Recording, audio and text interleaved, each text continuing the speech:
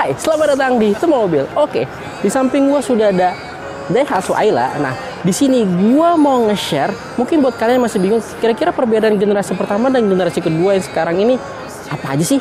Nah, buat kalian bingung, saksikan terus di Teman Mobil.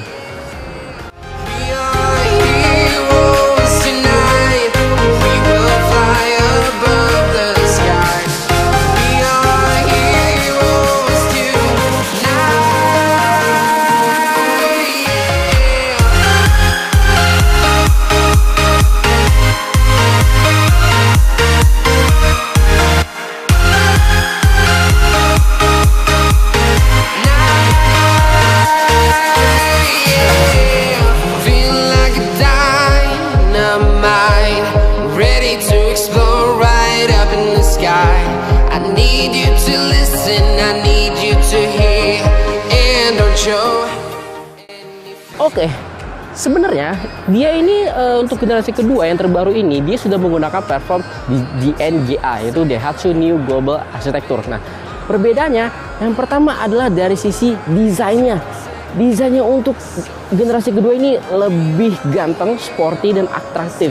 Bisa kita lihat kalau dulu tuh generasi pertama tuh yang dulunya tuh dia lebih bulat gitu kan, desainnya lebih bulat. Terus kayak lebih feminim gitu.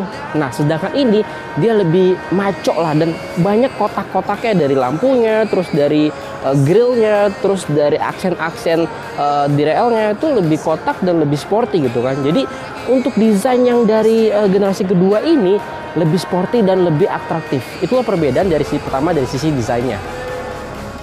Oke, dari sisi dimensinya ini dia lebih bongsor. Kenapa? Pertama, dia lebih panjang itu 100 mm, lebih lebar 65 mm, tapi dia lebih pendek 15 mm.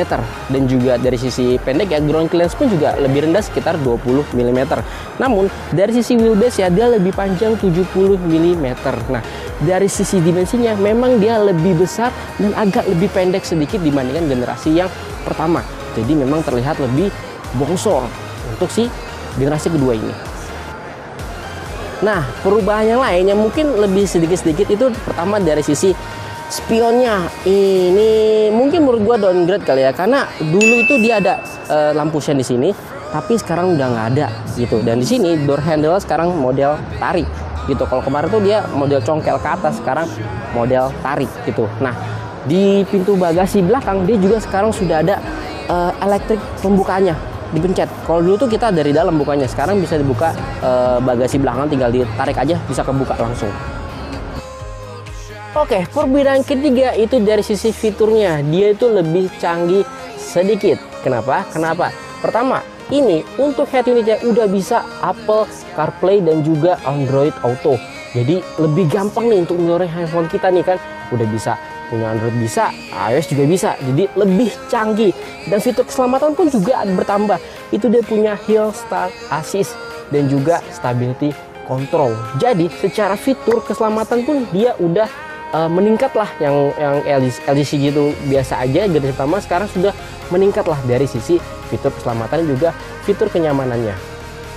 Dari sisi setirnya dia perubahan juga, yaitu dia sudah bisa tilt gitu kan. Tapi sayangnya dia nggak ada tombol di sini. Kalau generasi pertama itu ada tombol untuk pengaturan volume dan lain-lain, tapi di sini kosongnya.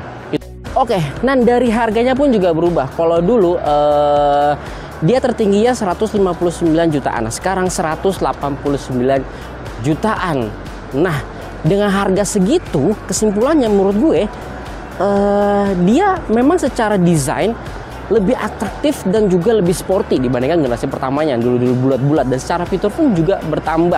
Yang dulu yang nggak ada Hill Start Assist kan ada Hill Start Assist dan juga Stability Control dan juga ada engine startup buttonnya. Jadi fiturnya bertambah lah. Namun ada beberapa yang di downgrade juga, yang tadi kursi belakang yang fix gitu kan, nggak bisa dirubah. Lampu sennya juga nggak ada di daerah spion, dan juga di kemudinya pun nggak ada tombolnya lagi gitu. Nah, mungkin ada beberapa yang di downgrade gitu. Nah, menurut kalian generasi pertama dan generasi kedua tuh lebih baik kah atau mungkin lebih kurang gitu? Maksudnya lebih kurang baik lah gitu. Nah, buat kalian share di kolom komentar. Jangan lupa like videonya dan pasti subscribe channel Teman Mobil. Itu saja dari saya. Salam teman mobil.